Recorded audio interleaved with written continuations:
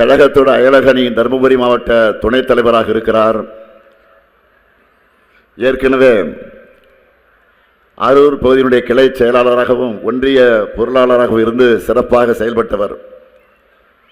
அவருக்கு அரூர் தொகுதி மக்கள் உதயசூரிய சின்னத்தில் வாக்களித்து வெற்றி பெற வைக்கணும். அடுத்து தருமபுரி சட்டமன்ற தொகுதி நமது வெல்லும் வேட்பாளர் தேமுதிகவை சார்ந்த டாக்டர் பி இளங்கோவன் அவர்கள், நினைவில் வாழக்கூடிய என்னுடைய ஆறு சகோதரர் கேப்டன் விஜயகாந்த் அவருடைய அன்பை பெற்றவர், தேசிய முற்போக்கு திராவிட கழகத்தோட அவைத் தலைவர், மருத்துவராக இருந்து மக்கள் பணி ஆற்றி வருகிறார். 2006ஆம் ஆண்டு நடைபெற்ற உள்ளாட்சி தேர்தலில் நகராட்சி தலைவராகி மக்களுக்கு பணியாற்றினவர். தேமுதிகவோட பொதுச் செயலாளர் அன்புக்குரிய சகோதரி பிரேமலதா விஜயகாந்த் அவர்களால் வேட்பாளராக அறிவிக்கப்பட்டிருக்கக்கூடிய இவருக்கு நீங்கள்லாம் முரசு சின்னத்தில் வாக்களித்து பெருவாரியான வாக்கு வித்தியாசத்தில் வெற்றி பெற வைக்கணும். அடுத்து பென்னாகரம் சட்டமன்ற தொகுதி நமது வெல்லும் வேட்பாளர் GKM தமிழ்குமரன் அவர்கள், என்னுடைய பெருமதிப்பிற்குரிய சமூக நீதி போராளி மருத்துவரையா ராமதாஸ் அவருடைய நம்பிக்கைக்குரிய வலதுகரமான அண்ணன் GK மணி அவர்களுடைய அருமை மகன்தான் GKM தமிழ்குமரன் அவர்கள். அவருக்கு கை சின்னத்தில் அந்த தொகுதி மக்கள் வாக்கினை வழங்கி வெற்றி பெற வைக்க வேண்டும் என்று நான் கேட்டுக்கொள்கிறேன். இங்கே நிற்கிற வேட்பாளருடைய வெற்றி உறுதிதான? சத்தம் பத்தலையா? இன்னும் நன்றி.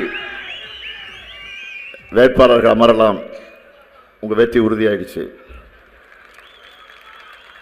பொதுவாக என்ன சொல்லுவாங்கன்னா, கோடு போட்டா ரோடு போடுவோன்னு சொல்லுவாங்க. ஆனால் நம்ம திராவிட மாடல்ல இந்தியாவுக்கே வழிகாட்டுகிற ரோட்டை போட்டுட்டு இருக்கிறோம். இந்த பாதையில் முன்னோக்கி போகலன்னா போக வேண்டும் என்ற எண்ணத்தில் தான் ஒட்டுமொத்த இந்தியாவையும் அழைக்கிறோம். இது பாஜகவுக்கு பிடிக்கல. ஏன்னா இந்தியா வளர்ந்துட்டா RSS உருவாக்க நினைக்கிற 200 ஆண்டு கால பிற்போக்கு சமூகத்தை உருவாக்க முடியாது. அந்த சமுதாயம் வந்தாதான் மக்களை மயக்கி உழைப்பை சுரண்டி ஒரு சிலர் மட்டும் பலமா வாழலாம். ஆனால் நம்ம திராவிட மாடல் வளர்ச்சி என்பது எல்லோருக்குமானது.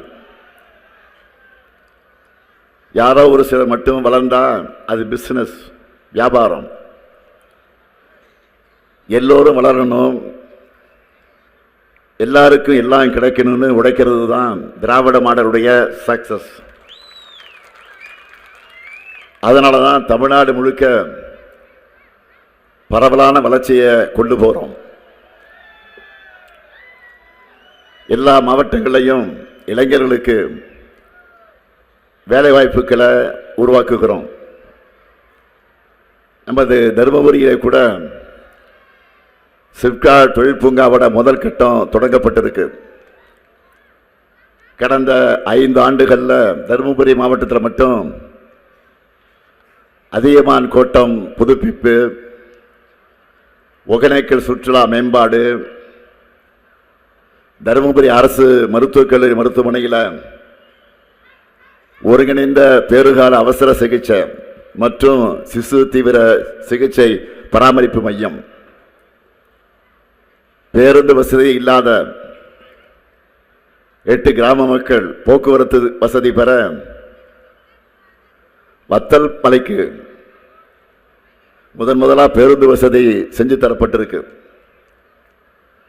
1297 கோடியே 30 லட்சம் ரூபாய்க்கு சாலை பணிகள் மேற்கொள்ளப்பட்டிருக்கு.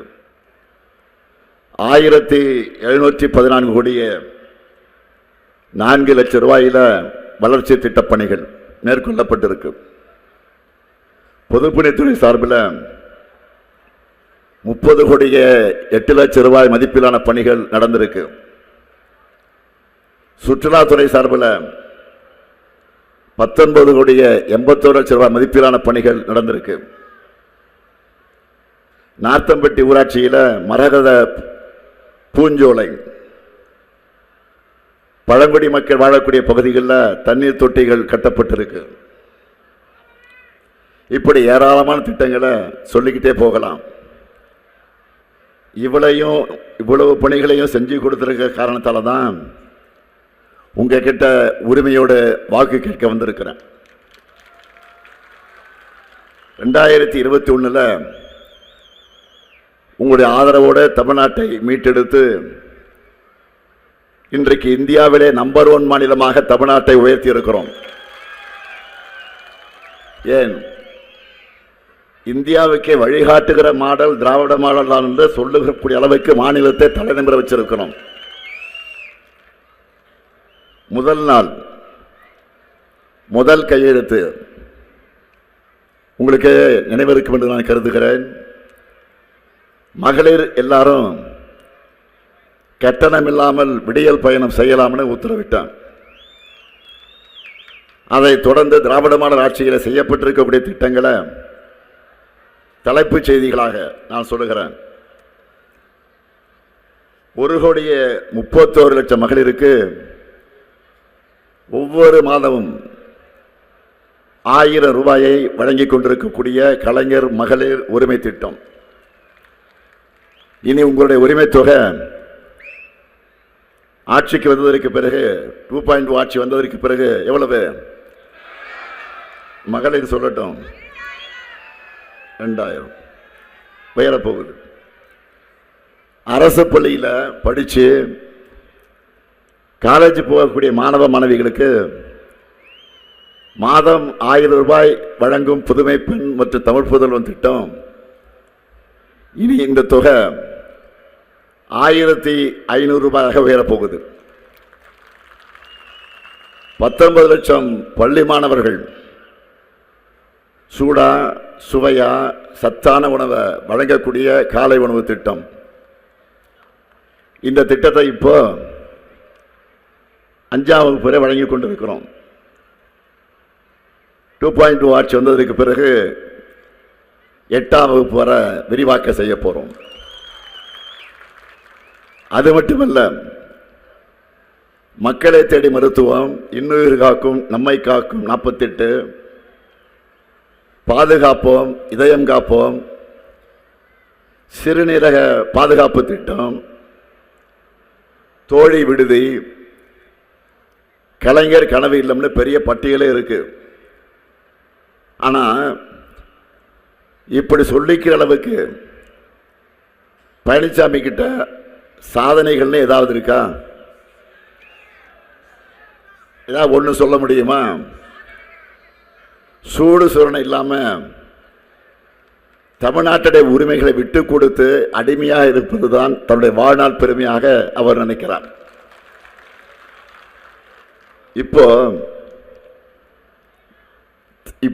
இந்த சூழ்நிலையில்